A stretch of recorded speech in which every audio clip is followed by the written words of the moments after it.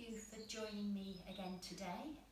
We're going to be working on gentle back bends, and the focus for today is to make sure that the tailbone stays moving down towards your heels. Whichever position you're in, the tailbone needs to be long to stop you having that scrunched up feeling in the back.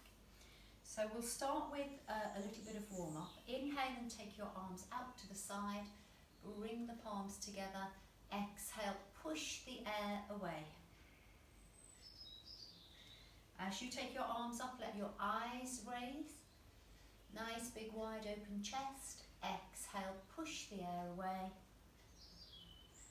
And then the next time you take your arms up, interlace the fingers, turn the palms towards the ceiling and stretch up. Now try and get that length from your waist to your armpit to your wrists. As you push the heel of the hands up, draw the shoulders down, arms back, armpits open. And then navel to spine. Watch your front ribs aren't coming forward. And then release. Take your left hand onto the floor, stretch the right arm up, take it quite far away from you, and try and keep the right hip pressing down as you take that right arm over. Turn the chest, look up towards the ceiling. Push that right hip down. You can bend that left elbow if you can go a little bit deeper into that stretch. One more breath. And then inhale and up you come.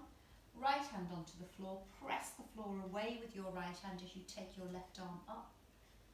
Inhale. As you exhale, take the arm over. Turn the chest, look up. Push the left hip down. Try and keep that top arm straight as you turn to look up. Bend that right elbow a little bit more to go deeper into that stretch. Feel it all the way down the side of the body. And then release, come back up to the centre. Little twists to either side, breathing in, breathing out as you turn. Breathing in, breathing out, coming the other way. We'll come into Adho Mukha Svanasana, dog head down. But take your hands so that they're gripping the sides of the mat and take your feet wide. And then lift up into your Adho Mukha Svanasana, pulling the mat apart, pushing the mat away from you, stretching your heels down, rolling the upper arms from the inside out. Navel to spine, and then lift your kneecaps, lift your thighs. Let your head hang, don't dig your chin into your chest. Let the neck be long. And then from there, let's walk forward. Have the feet hip width apart. Take your hands onto your shins. Lift the head and lift the chest for half Uttanasana. Shoulders away from your ears. Try and lengthen the spine as you lift the breastbone forward and up. Look along the floor in front of you. And then hands on your hips. Using your lower abdominal muscles to come up. You can always bend your knees and roll up gently if you have any back issues. Okay, we're going to come down to the floor. We're going to start with cobra pose. So we'll have our hands by the side of the chest. Just stretch your legs out one at a time. Stretch them back. And then have them very slightly parted. With your hands by the side of your chest, your elbows up in the air, draw your elbows towards your side ribs. Forehead on the floor. Now when you come up into cobra pose, you're trying to lengthen the spine. So I always think of forehead, nose and chin along the floor, shoulders away from your ears as you lift up, chest up.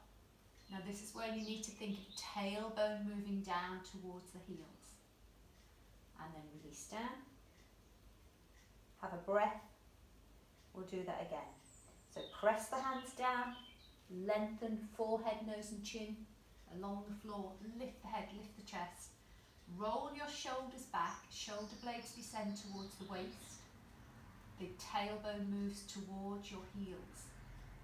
Your pubic bone is pressing into the floor. Your pubic bone is lifting slightly. and then release down, and then release your hands. Just turn your head to one side. Okay, keeping your body down, your arms, your head, your chest. Raise your legs just a little. Now if this is affecting your pubic bone, it's digging in, you can always fold your mat. Have a little fold like that for a bit of extra padding, or place a blanket down if it's uncomfortable. So you're raising your legs, you're stretching the toes back, and then release. Keep the head in the centre and just do that once more. Raise the legs, pull the thighs up, pull the knees up, point the toes, and then release. Now keep the legs on the floor and lift the head and lift the chest and stretch the arms back. So have your hands slightly higher than the buttocks. Draw your shoulders away from your ears, lift the fingers, lift the arms and stretch the fingers back towards the toes. And then release. Deep breath in, deep breath out. Once more. Keep the legs down, lift the upper body, lift the hands and stretch the fingers towards the toes. And then release. Have another breath. And then we'll do both. We'll do arms, legs, chest lifting, legs lifting. So almost like Superman flying through the air. Big breath in, lift up, fingers stretching towards the toes and toes stretching towards the wall behind you. Shoulders back, fingers together, toes lifting, stretching back, lifting the thighs, lifting the knees, and release down. We'll do that once more, and then try and feel that tailbone moving down towards the heel still. So your pubic bone lifts slightly as you lift up, breathing in, reaching back, toes back, fingers back, chest up. Move your upper back in. Move the tailbone towards the heels. And then release down. Bring your hands underneath your forehead and just have a couple of breaths.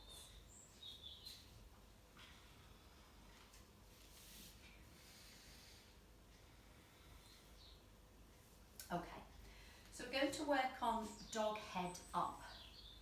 We'll do it a couple of times, and I want you to think about getting the chest through the arms, and I want you to think about getting the arms in a better alignment.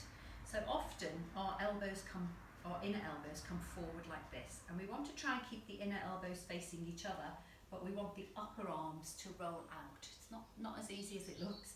The upper arms roll out, the inner elbows face each other. So when you can get that, you'll get more work in the tricep muscles. So coming back into lying down with your hands by the side of your chest. If you know you're flexible in your back, you can bring your hands a little bit further back. Elbows are tucking in towards the waist. Inhale, turn the toes under. Sorry, get all the little toes turned under as well. All the little toes, the two little toes turned under. And then extend into the heels and make the legs work before you come up. We're doing this with toes turned under. It's a little bit easier to get the leg work. Then breathe in, lift the head, lift the chest. We're straightening the arms. The hips are coming off the floor, but they're staying low, and you're pushing your chest through your arms. Work the legs, maybe even walk your toes in a little, as long as you're not feeling it in your lower back. Make the tailbone move towards the heels. And then release down. Untuck, have a breath. And we'll concentrate on the arms this time. So breathing in. Sorry, tuck the toes again, work your legs again.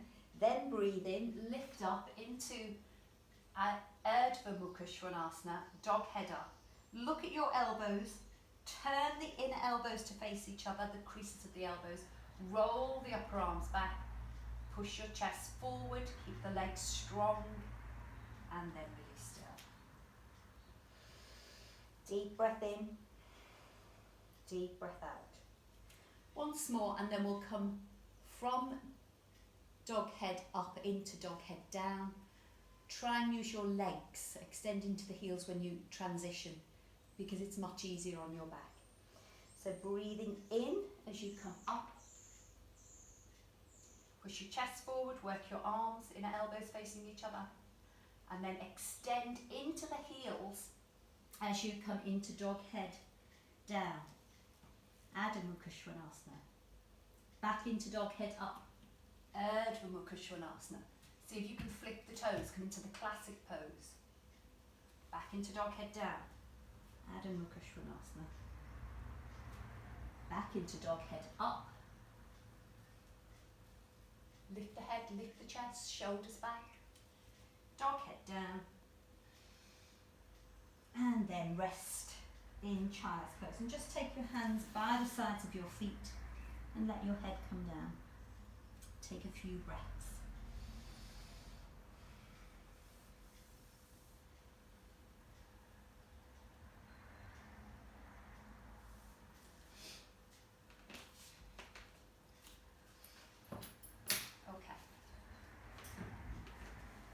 To work in Chatushpadasana, and I'd like you to use a block between your feet so that your feet are hip width apart, about hip width apart. And if you can't catch your ankles, you can use a belt, so take it across your ankles like that, draw the centre of the belt through so that you have two handholds to catch. But if you can catch your ankles, you won't need the belt. So from here, you're lying down, you're stretching, you're either holding your belt or holding your ankles. And now, tuck your shoulders under, press the four corners of the feet down, lift the hips up, tuck your shoulders under even more. Think of a vertical chest. So your chest comes towards your chin.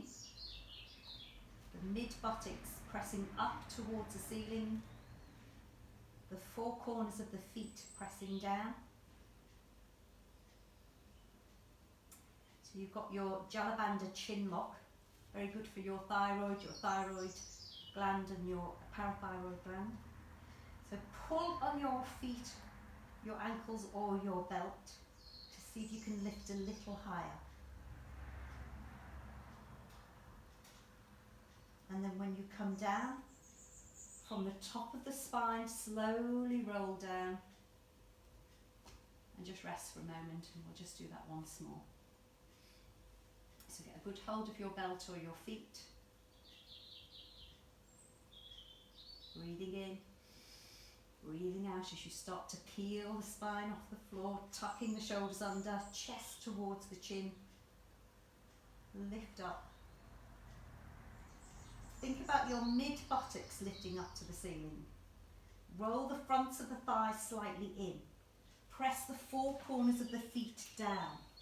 See if you can hold it another 30 seconds. Keep that lift.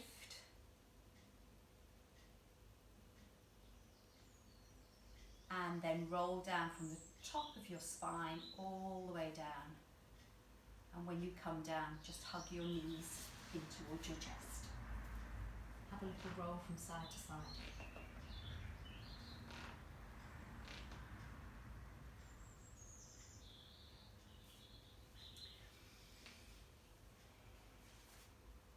And then we'll come into Setu Bandha. So with Setu Bandha, if you know that you can use a brick, we're going to have the brick widthways across the sacrum.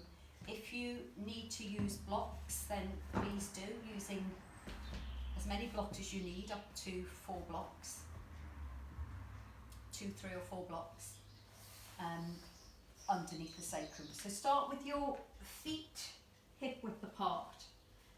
Lift up your hips, place your brick into the sacrum area or your blocks into the sacrum area. Blocks are a little bit more comfortable, but the brick hits the spot a little bit more. And the blocks are a little bit easier if you're doing the next part. So from here, just stay like this for a moment. See if you can feel like your toes are turning in very slightly, which probably will help you to get your feet straight. Push the 4 corners of the feet down, roll the fronts of the thighs in. And then from there, we'll take one leg up, just to 90 degrees, and then the other leg. Now if your block is in the right position, you should be quite steady on there. If it's tipping around, tilting around, it's probably because you haven't got it quite into the sacrum area. So just come down and start again. And then just stay in that position for a minute or two. So this is a alternative, a variation of an inversion. So the inversions, your heart is higher than your head, so the heart doesn't have to pump the blood upwards, so you get more fresh oxygenated blood to the brain in this way. So just stay there a little longer, grip the legs together, extend the heels up, try and make sure you're at 90 degrees, because if you take your legs over too far, then you're probably more likely to tip off the brick if you're using a brick. Okay, bring your legs back down. Lift your hips up high. Slip the brick out. And if you're using a brick, then just place it on its flatter side so that you can lower your spine down and rest down at that lower level. And if you're using blocks, just take 1 or 2 blocks away and then let your back rest down. And then lift your hips again, remove the remaining blocks and then let your back rest down on the floor.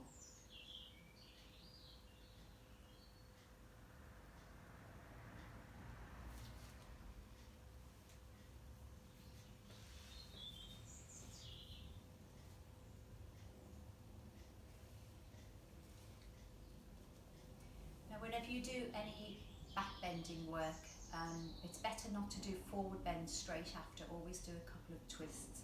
So we'll do our lying down twist. So if you bring your feet as wide as the mat, your arms out to the side and let your knees drop over to the right side to begin with.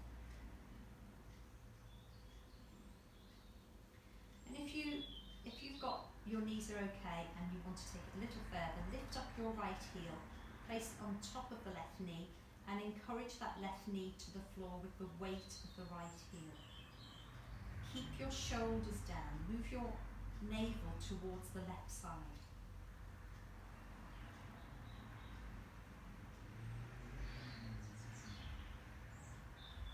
And then release the heel, draw the legs back to the centre and let your knees go over to the other side.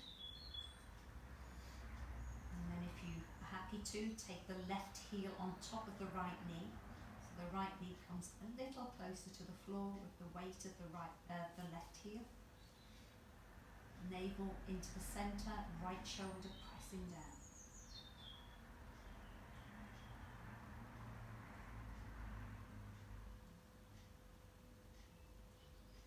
And then release the heel. Use your abdominal muscles to bring your legs back to the centre. Straighten your right leg out along the floor, left foot on top of right knee, left knee over to the right side, right hand on the bent knee. You can turn your head to look at your left hand as you move your abdomen from right to left. Encourage this bent knee towards the floor by putting a little bit of weight into that hand.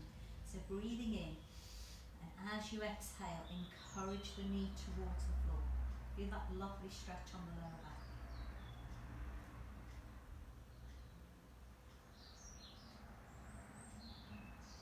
And then release. And change sides. Right foot on left knee, left hand on the bent knee, right arm is stretched out, and you're encouraging that bent knee towards the floor with each exhalation. Breathing in, breathing out.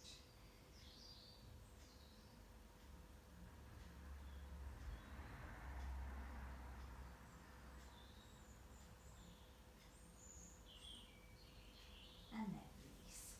Do a full body stretch into your fingers and into your toes.